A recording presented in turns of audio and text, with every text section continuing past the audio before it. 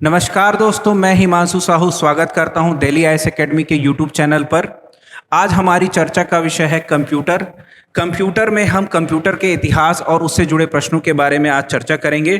तो बहुत देर ना करते हुए चलिए आज हम अपने विषय के बारे में पढ़ाई करते हैं। तो कंप्यूटर जो है, कंप्यूटर शब्द का जो जन्म है वो कंप्यूट से हुआ है। कंप्यूटर शब्द जो है कंप्यूट शब्द से जन्मा है, और जो आपका कंप्यूट शब्द है वो अंग्रेजी भाषा का शब्द है जिसका अर्थ होता है गणना, जिसका अर्थ होता है गणना। कंप्यूटर शब्द का सर्वप्रथम उपयोग रिचर्ड ब्रैथवेट नामक व्यक्ति ने किया था अपनी किताब द योंग मैन्स ग्लीनिंग्स में, द योंग मैन्स ग्लीनिंग्स में। अगर हम देखें तो कंप्यूटर की शुरुआत अबेकस से मानी जाती है। अबेकस जो है इसकी शुरुआत की गई थी या इसका निर्माण किया गया था बेबीलोन में, फिर इसका उन्नत संस्करण जो है वो चाइना में प्रस्तुत किया गया। ये आपका अबेकस है। अबेकस में कुछ मनके होते थे जो तारों पर पिरोए जाते थे, जिससे जोड़, घटाना, भाग, गुणा की संक्रियाएं की जाती थी। इसके बाद समय आया एडिंग मशीन का। एडिंग मशीन के आविष्कार करता थे ब्लेस पास्कल। इसे पास्कल मशीन भी या पास्कलाइन मशीन भी कहा जाता था। ये फ्रांस के मैथमेटिशियन थे, ये फ्रांस के मैथमेटिशियन थे जिसका वर्तमान समय में उपयोग आपके गाड़ियों के स्पीडोमीटर पर होता है, आपके गाड़ियों के स्पीडोमीटर पर होता है।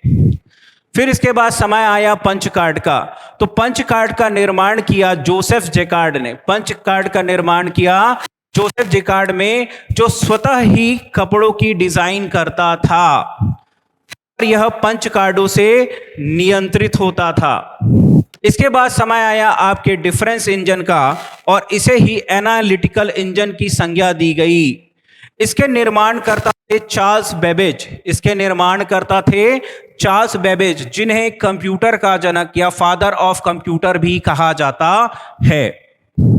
इसके बाद समय आया आपके हॉलरिथ सेंसस टेबुलेटर का। हॉलरिथ सेंसस टेबुलेटर का, जिसका 1890 में अमेरिका की जनगणना में प्रयोग किया गया। इसमें पंच कार्डों का उपयोग किया गया था। हॉलरिथ इसलिए भी इंपॉर्टेंट है हमारे लिए क्योंकि हॉलरिथ ने 1896 में पंच कार्ड बनाने की टेबुलेटिंग मशीन कंपनी बनाई।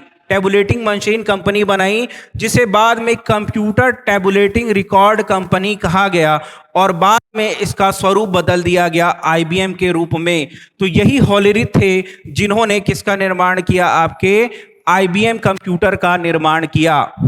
इसके बाद हमारे पास जो कंप्यूटर की इतिहास में अगला जो मशीन आया उसे नाम दिया गया Z2, जिसके आविष्कार करता थे कोनराड जूस। जिसके आविष्कार करता थे कोनराड जूस। इन्होंने Z2 नाम का एक कंप्यूटर बनाया, और इसका उन्नत संस्करण आया 1941 में, और इसका नाम दिया गया Z3। यह विश्व का पहला प्रोग्रामेबल ऑटोमेटिक कंप्यूटर था। तो जो Z3 है, जो Z2 का उन्नत वर्जन है, वह विश्व का पहला प्रोग्रामेबल ऑटोमेटिक कंप्यूटर था। आगे बढ़े तो एक मशीन का नाम आता है कोलोसस। एक मशीन है कोलोसस। तो कोलोसस जो है इसे निर्माण किया गया इंग्लैंड में। इसे निर्माण किया गया इंग्लैंड में, और इसके निर्माण करता टॉमी फ्लावर्स और उनकी टीम थी। पर इसमें टॉमी फ्लावर्स से ज्यादा महत्वपूर्ण व्यक्ति है एलन ट्यूरिंग। ये एलन ट्यूरिंग को father of modern computer science बोला जाता है। इन्हें father of modern computer science या फादर ऑफ मॉडर्न कंप्यूटर बोला जाता है। तो आधुनिक कंप्यूटर के जन्मदाता के रूप में एलन ट्यूरिंग को माना जाता है। अब इसके बाद समय आया मार्क 1 का। इसका आविष्कार किया था आईबीएम के अभियंता हार्वर्ड आइकेन ने। इसका आविष्कार किया था आईबीएम के अभियंता हार्वर्ड आइकेन ने। यह पहला इलेक्ट्रोमैकेनिकल कंप्यूटर था। यह विश्व का पहला इलेक्ट्रोमैकेनिकल कंप्यूटर था। इसके बाद समय आया मैनचेस्टर बेबी का। यह इसलिए महत्वपूर्ण है कि विश्व के पहला स्टोर प्रोग्राम कंप्यूटर था। यह विश्व का पहला स्टोर प्रोग्राम कंप्यूटर था। अब भारत में कंप्यूटर के विकास की बात करें तो भारत में कंप्यूटर शुरू से विद्यमान नहीं था। इसे परचेस किया गया था वर्ष 1956 में 10 लाख रुपए में। इसका नाम था HEC2M। HEC2M। इसे कलकत्ता के भारतीय सांख्यिकी संस्थान में लगाया गया। इसे कलकत्ता स्थित भारतीय सांख्यिकी संस्थान में लगाया गया। योजना आयोग की सहायता के लिए इस कंप्यूटर का जो है क्रय किया गया था। उसके बाद समय आया टिफरैक का। उसके बाद समय आया आपके टिफरैक का। यह फर्स्ट ऑटोमेटिक इलेक्ट्रॉनिक कैलकुलेटर है। यह इंडिया का फर्स्ट ऑटोमेटिक इलेक्ट्रॉनिक कैलकुलेटर है, जिसका पूरा नाम है Tata institute of fundamental research automatic calculator, जिसका पूरा नाम है Tata institute of fundamental research automatic calculator. अब इसके बाद समय आया सिद्धार्थ का। यह इसलिए महत्वपूर्ण है कि यह भारत में निर्मित पहला कंप्यूटर था। सिद्धार्थ भारत में निर्मित पहला कंप्यूटर था जिसका निर्माण इलेक्ट्रॉनिक कॉरपोरेशन ऑफ इंडिया द्वारा किया गया। जिसका निर्माण इलेक्ट्रॉनिक कॉरपोरेशन ऑफ इंडिया द्वारा किया गया। उसके बाद समय आया परम का। असल में परम की कहानी कुछ ट्रेजेडी वाली है। परम के बारे में जब हम जानते हैं तो हम अमेरिका के पास गए सुपर कंप्यूटर की मांग करने के लिए। हम चाहते थे कि उनके द्वारा निर्मित क्रे नामक जो सुपर कंप्यूटर है वो हमें प्राप्त हो, परंतु अमेरिका ने हमें क्रे प्रदान करने से मना कर दिया। ऐसी स्थिति में हम लोगों ने यह निर्णय लिया कि खुद का सुपर कंप्यूटर बनाएंगे और इसकी जिम्मेदारी और इसके लिए निर्माण किया गया आपके CDAC का, centre for development of advance computing. Centre for development of advance computing. यह निर्मित हुआ 1988 में। यह निर्मित हुआ आपके 1988 में और इसी ने हमें हमारे पहले सुपर कंप्यूटर से अवगत कराया, जिसका नाम था परम 8000। परम 8000। तो जो हमारी परम सीरीज है वो रिलेटेड है आपके भारत निर्मित सुपर कंप्यूटरों से। अब आ जाते हैं, हम जानते हैं कंप्यूटर की पीढ़ी के बारे में कि चरण दर चरण आपके कंप्यूटर का विकास किस प्रकार हुआ। तो सबसे पहली पीढ़ी है जिसे हम फर्स्ट जनरेशन कहते हैं, इसकी अवधि थी 1946 से 1959 तक की। अब इसमें जो प्रश्न उठते हैं कि इसमें किस टेक्नोलॉजी का उपयोग किया गया, तो इसमें वैक्यूम ट्यूब का उपयोग किया गया तथा स्मृति के लिए मैग्नेटिक ड्रम मेमोरी का उपयोग किया गया। अगर हम देखें तो इसके कौन कौन से उदाहरण हैं, तो ENIAC जो है ये प्रथम आपके पीढ़ी का कंप्यूटर आता है। साथ ही साथ EDSEC और UNIX भी प्रथम पीढ़ी के कंप्यूटर में शामिल हैं। अगर हम देखा जाए इसमें किस सॉफ्टवेयर का उपयोग किया जाता है, तो इस समय हाई लेवल लैंग्वेज का विकास नहीं हुआ था, इसलिए 0-1 अर्थात बाइनरी लैंग्वेज या मशीन लैंग्वेज का प्रयोग प्रथम पीढ़ी के कंप्यूटर में किया गया। दूसरी पीढ़ी के कंप्यूटर की बात करें तो ये थोड़े आकार में छोटे थे और इनकी संग्रह क्षमता अधिक थी। इसके नाम अगर उदाहरण में देखे जाए तो IBM 1620, IBM 7094 और VAC 1108। अब इसमें जो टेक्नोलॉजी यूज की थी वो टेक्नोलॉजी थी ट्रांजिस्टर की। इसने वैक्यूम ट्यूब को प्रतिस्थापित किया और साथ ही साथ इसमें असेंबली भाषा तथा लैंग्वेज फोर्ट्रॉन और कोबोल जैसे हाई लेवल लैंग्वेज का उपयोग किया गया, जहां पे फोर्ट्रॉन का फुल फॉर्म है फॉर्मूला ट्रांसलेशन। तीसरी पीढ़ी के कंप्यूटर में आए तो तीसरी पीढ़ी के कंप्यूटर आकार में बहुत छोटे थे और इसे मिनी कंप्यूटर की संज्ञा दी गई। यहां पे जिस हम SSI या MSI की बात कर रहे हैं तो ये फैब्रिकेशन की तकनीक है और इसमें का प्रयोग किया। ऑपरेटिंग सिस्टम के रूप में इसमें हाई लेवल लैंग्वेज और बेसिक का प्रयोग किया गया। फिर समय आता है आपके चौथी पीढ़ी के कंप्यूटर का। ये तेज गति के थे और इन्हें माइक्रो कंप्यूटर्स की संज्ञा दी गई। इसमें VLSI, ULSI और SLSI तकनीक का प्रयोग किया गया। अब इसमें सॉफ्टवेयर में स्प्रेडशीट सॉफ्टवेयर, डाटाबेस सॉफ्टवेयर और ग्राफिकल यूजर इंटरफेस का भी प्रयोग किया गया। पांचवी पीढ़ी के अगर कंप्यूटर की बात करें तो पांचवी पीढ़ी के कंप्यूटर की शुरुआत 1980 के बाद से हुई और वर्तमान समय भी में जो कंप्यूटर आपके चल रहे हैं उन्हें पांचवी पीढ़ी का कंप्यूटर माना जाता है। यह अत्यंत छोटे, तीव्र गति और बहुआयामी थे। जो हम नोटबुक का यूज करते हैं, जो मोबाइल का यूज करते हैं, जो मल्टीमीडिया डिवाइसेस का हम यूज करते हैं, वो आपके पांचवी पीढ़ी के कंप्यूटर हैं। अब ये पूछा जाता है कि पांचवी पीढ़ी की विशेषता क्या है, तो पांचवी पीढ़ी की विशेषता है आर्टिफिशियल इंटेलिजेंस। पांचवी पीढ़ी की विशेषता है आर्टिफिशियल इंटेलिजेंस। अब हम देख रहे हैं कि हमने अभी फैब्रिकेशन तकनीक की बात की थी, तो ये फैब्रिकेशन तकनीक कौन कौन सी है।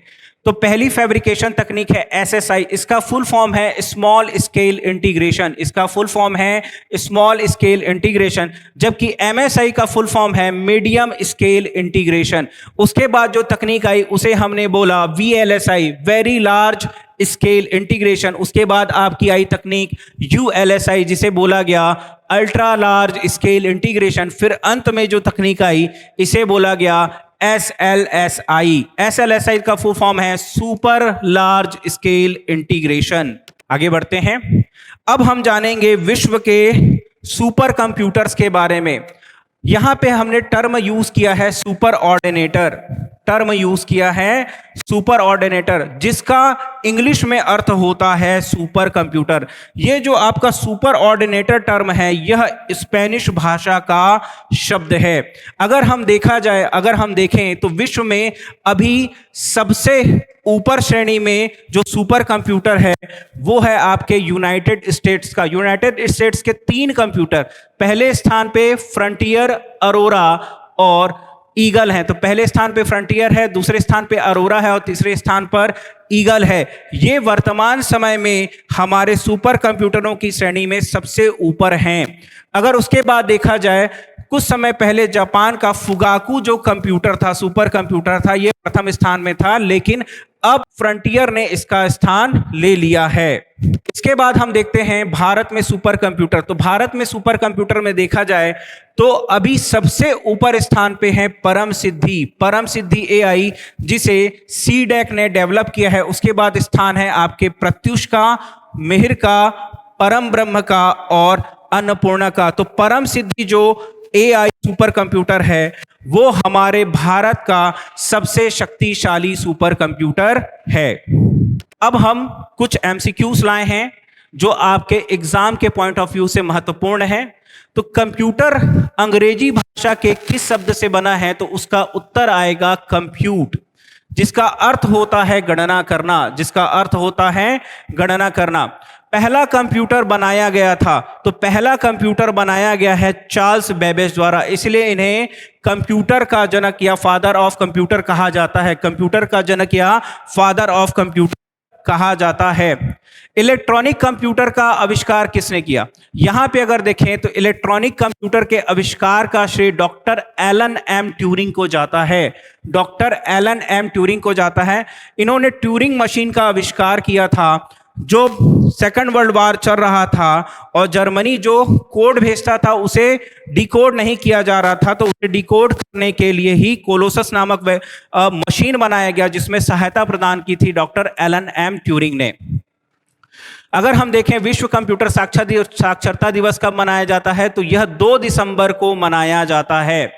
अब पास्कल एडिंग मशीन, तो पास्कल एडिंग मशीन बनाने वाले ब्लेज पास्कल किस देश के निवासी थे? तो ये निवासी थे आपके फ्रांस के, और ये एक गणितज्ञ थे।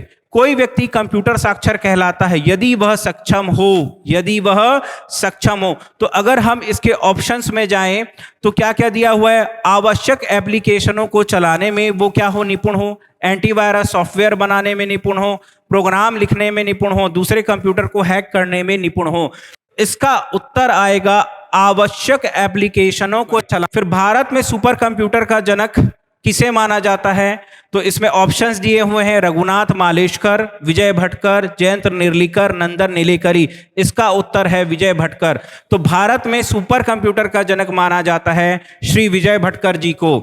उसके बाद हम आते हैं तो सबसे पहला मिनी कंप्यूटर क्या था? तो सबसे पहले मिनी कंप्यूटर का नाम है PDP-1। PDP-1 सुपर कंप्यूटर के लिए शब्द की लंबाई होती है आपकी 64 बीट या 8 बाइट। आगे बढ़ते हैं। भारत का पहला कंप्यूटर कहां स्थापित किया गया? तो भारत का पहला कंप्यूटर जो है कलकत्ता के इंडियन स्टैटिकल इंस्टीट्यूट में स्थापित किया गया। कलकत्ता के इंडियन स्टैटिकल इंस्टीट्यूट में स्थापित किया गया। अब इंटीग्रेटेड सर्किट की बात करते हैं तो इंटीग्रेटेड सर्किट का उपयोग तृतीय पीढ़ी में किया गया, क्योंकि प्रथम पीढ़ी में आपने वैक्यूम ट्यूब का उपयोग किया था, द्वितीय पीढ़ी में आपने ट्रांजिस्टर का उपयोग किया था और तृतीय पीढ़ी के कंप्यूटरों में हमने उपयोग किया इंटीग्रेटेड सर्किट का या एकीकृत परिपथ का। फिर नेक्स्ट प्रश्न जो है वो ये बताता है कि निम्नलिखित में से कौन विश्व का पहला लैपटॉप कंप्यूटर बाजार में लाया? तो ये कंपनी पूछा जा रहा है कि कंपनी ने लैपटॉप जो है मार्केट में लाई, तो इसका उत्तर है आपका एप्सन। तो एप्सन कंपनी है वह विश्व का पहला लैपटॉप कंप्यूटर बाजार में लाया। इसके बाद हम आ जाते हैं प्रश्न में कि निम्न में से कौन एक समय में कई उपयोगकर्ताओं को सपोर्ट कर सकता है? तो माइक्रो कंप्यूटर, व्यक्तिगत कंप्यूटर, मिनी कंप्यूटर और पाम टॉप में अगर देखा जाए तो जो आपका मिनी कंप्यूटर है वो एक समय में कई उपयोगकर्ताओं को सपोर्ट करता है। यह बहुत ही शक्तिशाली कंप्यूटर होता है जो मल्टी यूजर होता है। अब हम ये प्रश्न में आते हैं 16वें प्रश्न में। उन्नत तकनीकें जैसे कि कृत्रिम बुद्धिमत्ता, क्वांटम कंप्यूटिंग आदि मुख्य रूप से किस पीढ़ी के कंप्यूटरों के लिए थी? तो अगर हम देखेंगे तो जब भी हम AI की बात करें तो हमें यह हमेशा ध्यान रखना चाहिए कि यह 5वीं पीढ़ी का कंप्यूटर है। अब आगे बढ़ते हैं। प्रथम पीढ़ी के कंप्यूटर का निर्माण किसने किया? तो प्रथम पीढ़ी के कंप्यूटर का निर्माण 2 वैज्ञानिकों ने किया, जिसमें पहले हैं जे प्रेस्पर एकर्ट और जॉन म्यूचली, अर्थात इसका उत्तर आएगा सी, बोथ। फिर नेक्स्ट प्रश्न में जाएंगे। द्वितीय पीढ़ी में वैक्यूम ट्यूब के स्थान पर किसका प्रयोग किया गया? तो द्वितीय पीढ़ी में आपके ट्रांजिस्टर टेक्नोलॉजी का उपयोग किया गया था। इसके बाद हमारा अगला प्रश्न है पर्सनल कंप्यूटर किस जनरेशन से संबंधित है? तो पर्सनल कंप्यूटर का आविष्कार चौथी पीढ़ी में किया गया था। पर्सनल कंप्यूटर का आविष्कार चौथी पीढ़ी में किया गया था। अब आ जाते हैं निर्वात ट्यूब। तो निर्वात ट्यूब का हमने पहले भी देखा है, पढ़ा है कि इसका उपयोग जो है प्रथम पीढ़ी के कंप्यूटर में किया जाता है। अब आ जाती है बात ENIAC की। तो ENIAC की खोज हुई थी आपके फर्स्ट जनरेशन में, साथ ही साथ SD और UNIVAC की खोज भी हुई थी आपके प्रथम पीढ़ी में। फिर जो 22वां प्रश्न है ये पूछता है डेटाबेस मैनेजमेंट सिस्टम में डेटा की सामग्री और स्थिति किसके द्वारा परिभाषित की जाती है? तो इसमें 4 विकल्प दिए गए हैं, जिसमें मेटा डेटा, सब data, sequence data, multi dimensional data. तो इसमें जो विकल्प ए है मेटा डेटा, यह उपयुक्त है। अब आगे चलते हैं 23वें प्रश्न में। स्टोर्ड प्रोग्राम की अवधारणा किसने शुरू की थी? जॉन वॉन न्यूमैन ने, चार्ल्स बेबेज ने, ब्लेज पास्कल ने या जॉन मैचली ने? तो इसका उत्तर है John Von Neumann. John Von Neumann ने स्टोर्ड प्रोग्राम की अवधारणा शुरू की थी। अब 24वें प्रश्न में आते हैं। तो VLSI और ULSI का प्रयोग आरंभ हुआ था चतुर्थ पीढ़ी में। प्रथम पीढ़ी में आपका वैक्यूम ट्यूब, द्वितीय पीढ़ी में आपका ट्रांजिस्टर का, तृतीय पीढ़ी में आपके ICs का और चौथे पीढ़ी में VLSI और ULSI तकनीक का उपयोग किया गया था। आगे चलते हैं तो 25वें प्रश्न की ओर आते हैं। तो 25वां प्रश्न क्या कह रहा है? तो यूनिवैक का विस्तारित रूप क्या है? तो यूनिवैक का विस्तारित रूप में अगर हम देखेंगे तो 4 विकल्प दिख रहे हैं हमको। Universal automatic computer, universal array computer, unique automatic computer, unvalued automatic computer. तो इसका विकल्प आएगा यूनिवर्सल ऑटोमेटिक कंप्यूटर। तो यूनिवैक का फुल फॉर्म है यूनिवर्सल ऑटोमेटिक कंप्यूटर। फिर आ जाते हैं ICs। तो आईसीस का आविष्कार किसने किया? तो इसमें 4 विकल्प दिए गए हैं, Remington Rand, John Backus, Jack Kilby और स्टीव जॉब्स। तो इसका उत्तर आएगा जैक किल्बी। जैक किल्बी वही व्यक्ति हैं जिन्होंने इंटीग्रेटेड सर्किट का आविष्कार किया। इसके बाद जो हमारे पास अगला क्वेश्चन है वो है सिलिकॉन। तो सिलिकॉन रिलेटेड है आपके सेमीकंडक्टर के, ना यह कंडक्टर है ना यह इंसुलेटर है, यह क्या है आपका सेमीकंडक्टर। अब अंतिम सवाल की ओर आ चुके हैं हम। तो वाणिज्यिक प्रयोग के लिए उपलब्ध कराया गया पहला कंप्यूटर क्या था? तो वाणिज्यिक प्रयोग के लिए उपलब्ध कराया पहला कंप्यूटर, इसके विकल्पों को एक बार देख लेते हैं, मैनियाक, यूनिवैक, एनियाक और एडसैक। तो इसका उत्तर है यूनिवैक। वाणिज्यिक प्रयोग के लिए उपलब्ध कराया गया पहला कंप्यूटर है आपका यूनिवैक। इसी प्रकार आज की हमारी कंप्यूटर से रिलेटेड या उसके इतिहास से रिलेटेड चर्चा जो है समाप्त होती है। मेरे साथ बने रहने के लिए मैं आपका बहुत बहुत धन्यवाद करता हूं। इसी प्रकार कंप्यूटर से रिलेटेड अन्य जानकारी के लिए हम लगातार हमारे YouTube चैनल पर मिलते रहेंगे। बहुत बहुत धन्यवाद।